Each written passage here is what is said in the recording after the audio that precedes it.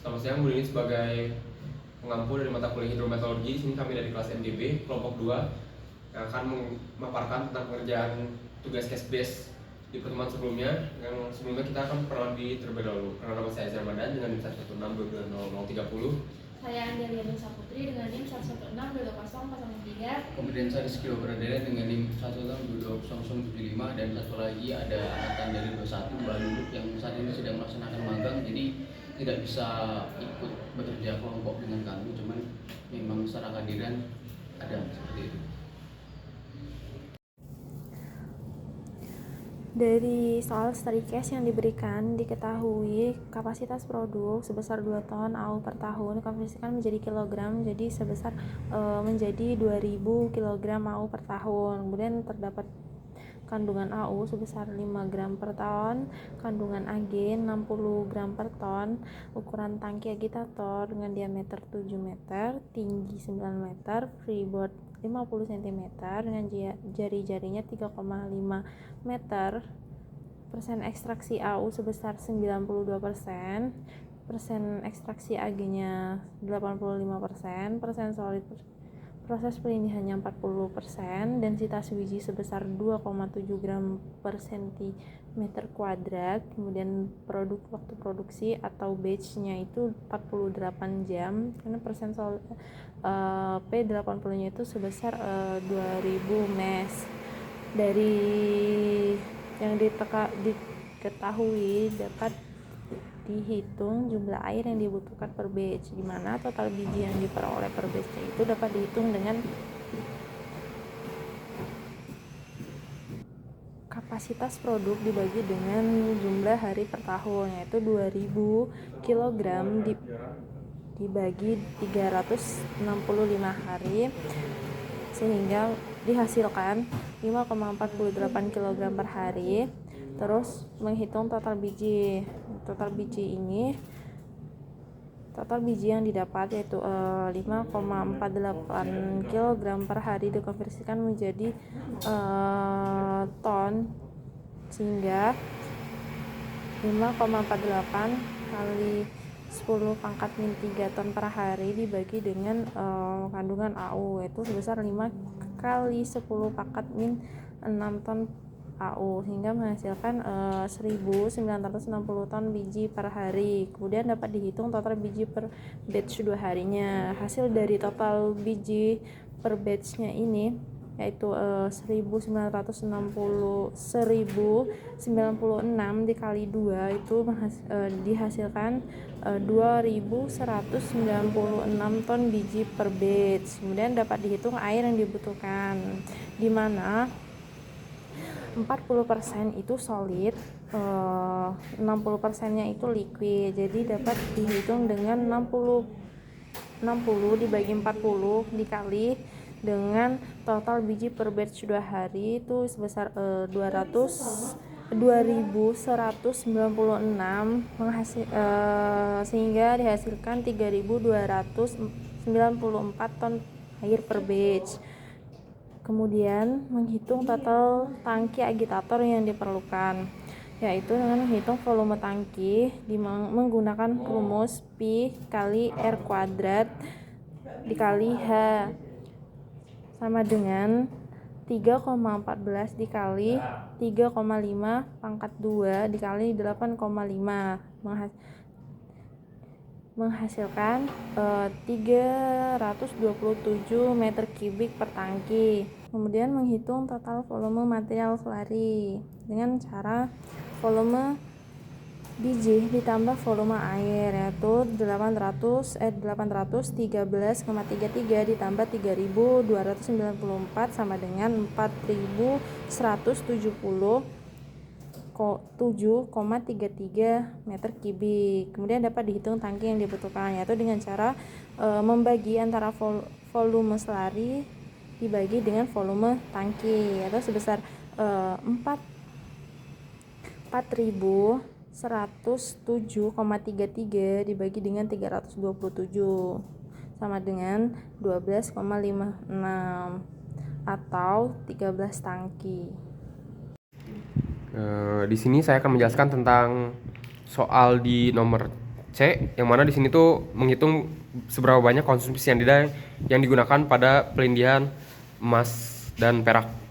Di sini yang pertama kita menghitung dulu AU yang diekstraksinya per base-nya berapa, di mana per base-nya itu kita ketahui sebanyak 48 jam atau selama 2 hari. Untuk AU-nya sendiri sudah kita dapatkan untuk ton bijinya itu sebesar 2191 ton biji, yang mana terdapat kadar AU dalam biji yaitu 5 gram per ton dikali 0,92. Untuk hasilnya AU yang didapatkan per base-nya yaitu 10.090 kg AU, sedangkan untuk AG-nya sendiri sama dengan yang tadi, namun diganti dengan ppm-nya dan persen terekstraksinya, sehingga didapatkan 111.833 kg AG atau perak. Di sini kemudian kita hitung konsumsi cyanidanya. Secara teoritis AU dan AG dapat bereaksi dengan cyanida dengan rasio AU AG 1:2 mol, mana kita bisa lihat dari reaksinya 8 KCN dapat melarutkan 4 mol AU, sehingga perbandingannya itu 1:2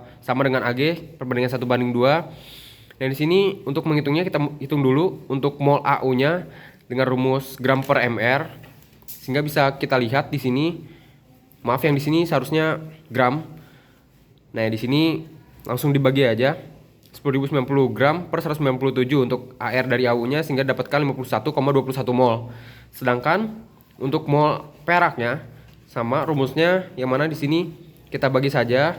Untuk AG-nya di sini, maaf, di sini juga sama, seharusnya gram. Sehingga akan dapat hasil mol yang didapatkan dalam satu batch-nya itu sebesar 1035,46 mol perak per batch-nya. Dari sini kita langsung hitung untuk rasio cyanidanya, karena dia 2:1, maka kita langsung saja dikalikan dengan mol AU yang terekstraksi. 51,21 kali 2, sehingga dapatkan atau cyanida yang dibutuhkan sebesar 102,42 mol KCN untuk AU-nya sendiri. Kemudian untuk peraknya kita kalikan juga dengan rasio sama 1:2, sehingga dapatkan cyanida yang dikonsumsi untuk AG sebesar 2070,92 mol KCN. Kemudian untuk total konsumsi KCN-nya kita tinggal totalkan saja untuk AU dan AG-nya, sehingga didapatkan 2173,34 mol KCN. Untuk total berat KCN-nya sendiri, maka kita hitung juga dengan rumus sebelumnya, yang mana rumusnya itu mol dikali mr, sehingga kita dapatkan masanya. Ini kita kalikan sehingga kita dapat 134,6 kg. Ini merupakan total konsumsi KCN-nya. Kemudian di sini saya akan menjelaskan tentang di nomor AD, yang mana di sini menghitung kebutuhan karbon apabila di sini karbon digunakan sebagai media recovery-nya. Di sini massa AU terekstraksi dikali koefisien absorpsi saja, yang mana massa AU terekstraksi sudah kita hitung di sebelumnya di atas ini sebesar 10.090 gram AU, sehingga langsung saja dikali 0,8, sehingga hasilnya 8,072 gram. Kemudian untuk massa AG terekstraksi dikali koefisien absorpsi, tinggal dikalikan saja sebesar 89.464 gram, sehingga total karbon yang dibutuhkan yaitu sebesar 997.536 gram atau 97,53 kg. Seperti itu. Oke, kemudian saya melanjutkan untuk yang nomor E, dimana pertanyaannya adalah kita mencari konsumsi Zn gitu ya, dengan konsentrasi sebesar 84% seperti itu.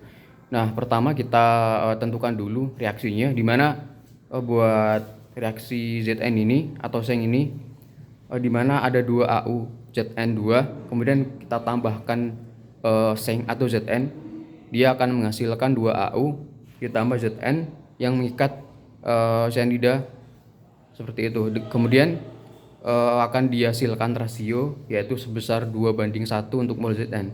Nah, kemudian dari perbandingan rasio yang didapat, kita menghitung jumlah mol AU dan AG yang terekstraksi seperti itu. Kemudian untuk yang AU dari angkanya yang sudah kita dapatkan yaitu 51,21 mol, kita bagi dengan 2, kita dapatkan 25,6 mol. yang dibutuhkan untuk mengekstraksi CaO-nya, untuk mengendapkan CaO-nya seperti itu. Kemudian buat yang Ag atau perak yang dimana perolehan angkanya yaitu 1035,46 mol, kita bagi dengan 2, kita dapatkan hasil 517,73 mol Zn yang dibutuhkan untuk mengendapkan si perak atau Ag. Kemudian dari hasil yang kita dapatkan, kita jumlahkan antara mol yang digunakan untuk mengendapkan AO dan Ag, kita jumlahkan, didapatkan hasil 543,33 mol. Kemudian kita lanjut untuk berat Zn, di mana MRZ-nya sendiri diketahui 65, dengan kita memasukkan rumus di mana untuk kita menghitung berat Zn-nya sendiri adalah dengan molnya kita kali dengan MR-nya, yaitu 543,33 kita kali 65, dihasilkan 35,31 kg yang sudah kita konversi dari yang sebelumnya untuk gram ke kilogram. Kemudian selanjutnya untuk berat yang diperlukan untuk kemurnian 84% yaitu adalah 35,31 kita kalikan dengan 100, kita bagi dengan kemurniannya tadi, didapatkan hasil 42,04 kg. Kemudian kita lanjutkan buat yang F. Di sini ditanyakan mengapa pada praktiknya dibutuhkan serbuk Zn yang lebih banyak daripada jumlah teoretis untuk mengendapkan AO. Nah, dalam proses yang telah kita kalkulasi dapatkan penjelasan di mana dalam proses pengendapan emas AO ini menggunakan serbuk Zn dengan jumlah Zn atau jumlah seng yang digunakan seringkali lebih besar daripada yang dihitung secara teoretis.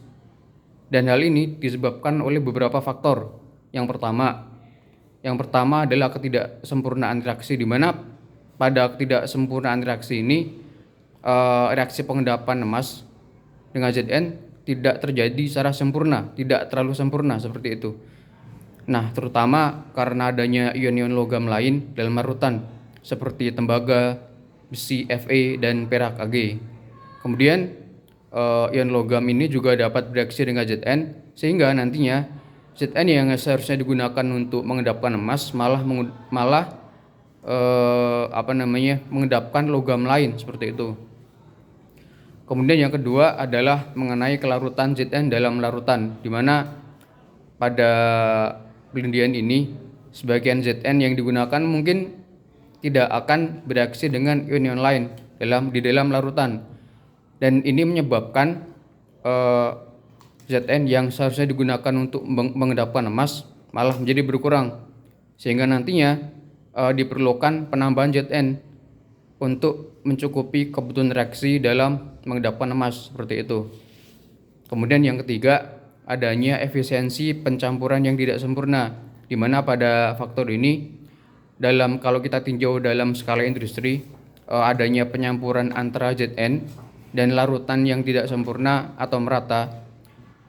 Hal ini akan menyebabkan jumlah serbuk Zn yang ditambahkan akan lebih banyak agar nantinya penyampuran yang terjadi dapat lebih efektif seperti itu.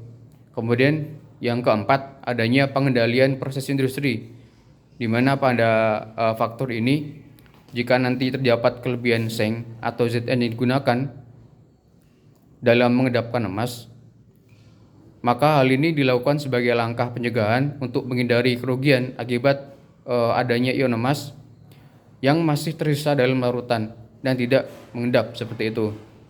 Kemudian yang faktor yang kelima, adanya reaksi samping dengan oksigen, di mana pada serbuk Zn yang nantinya terdapat di larutan akan bereaksi dengan oksigen yang terlarut, kemudian akan menghasilkan seng oksida CNO, di mana nantinya ketika terbentuk seng oksida ini, maka reaksi pengendapan tidak akan terjadi secara efektif seperti itu, sehingga nantinya Zn yang bereaksi dengan oksigen akan menjadi sia-sia. Nah, untuk meminimalisir kehilangan ini, maka kita menambahkan jumlah ZN yang lebih banyak seperti itu. Kemudian untuk yang faktor keenam yaitu mengenai purifikasi ZN atau kemurnian ZN, di mana pada tingkat kemurnian ZN yang hanya 84%, sehingga nanti massa ZN yang perlu ditambahkan akan lebih banyak untuk mencapai persen ekstraksi yang lebih tinggi seperti itu. Mungkin sekian penjelasan dari kami. Untuk lebih dan kurangnya mohon dimaafkan. Sekian, assalamualaikum warahmatullahi wabarakatuh.